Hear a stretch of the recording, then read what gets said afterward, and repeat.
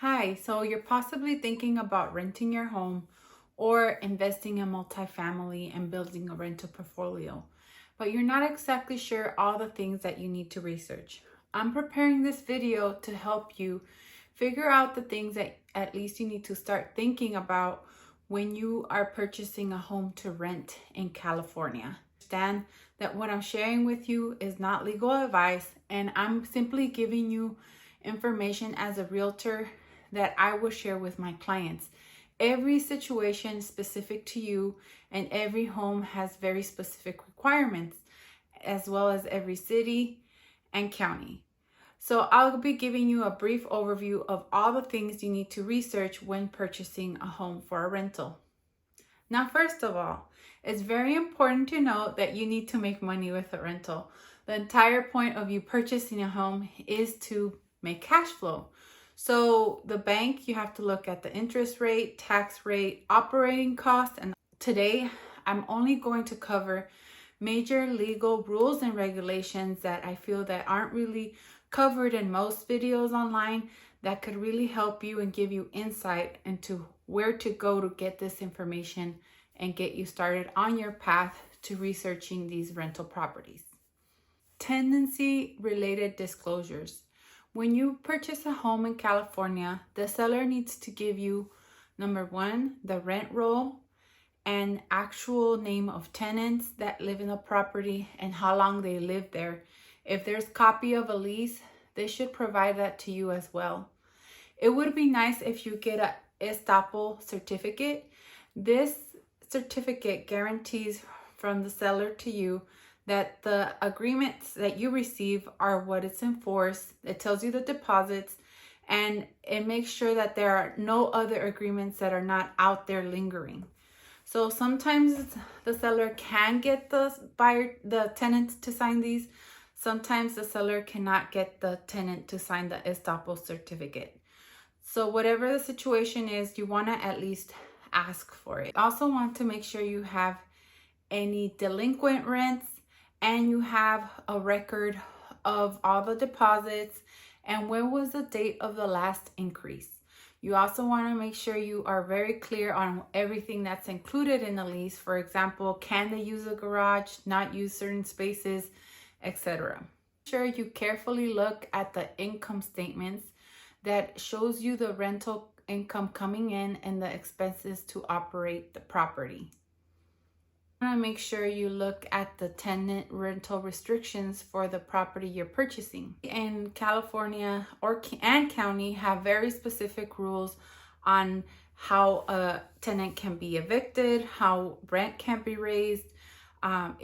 If you want to take use of the property, what would be the process to evict someone or take part of the property back for a specific purpose.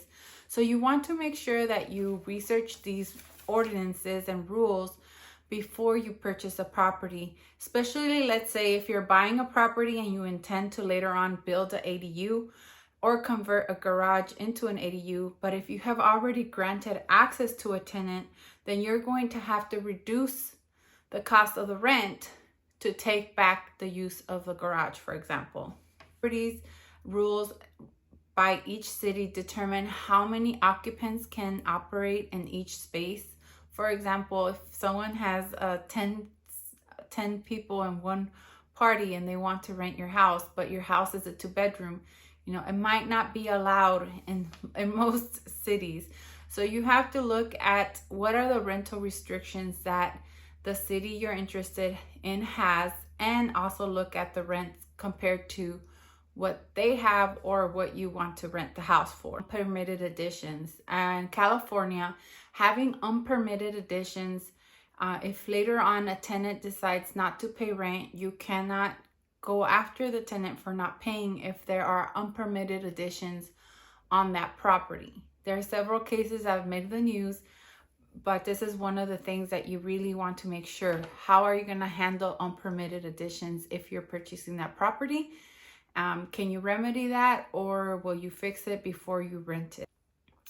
Another item that comes with the physical inspection of the home are water conserving plumbing fixtures. It's a requirement in California that multifamily units have water conserving fixtures. If it does not have water conserving fixtures, then you want to make sure that you estimate the cost of what it will be or how much it will cost to, retrofit those items and bring them up to code. And if you're thinking about buying a home to make it a short-term rental, you want to make sure if there's an HOA that they allow it, and if the city that you're buying in has any restrictions on that, because some cities are starting to have restrictions are short-term rentals. So you need to make sure you research that as well. A few topics that I highly recommend that you research when you purchase a home to rent, or if you're interested in studying properties for multifamily. So these are just laws and regulations you want to look in for each specific property, and it's specific to each building depending on the year. For example, in Los Angeles, and let me give you another example. A county might have certain regulations, but a city might have specific regulations. And within its city, sometimes specific jurisdictions have even different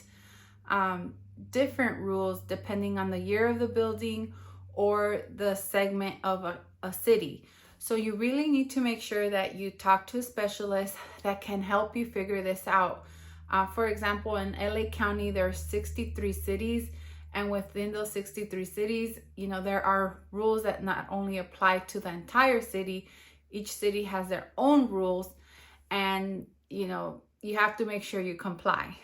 So apart from making money with a multifamily unit, you also have to make sure that you follow all these rules and regulations so that you can keep being prosperous. If you want more information about buying multifamily units, or if you want more information about a property management company that might be best for you, please feel free to reach out.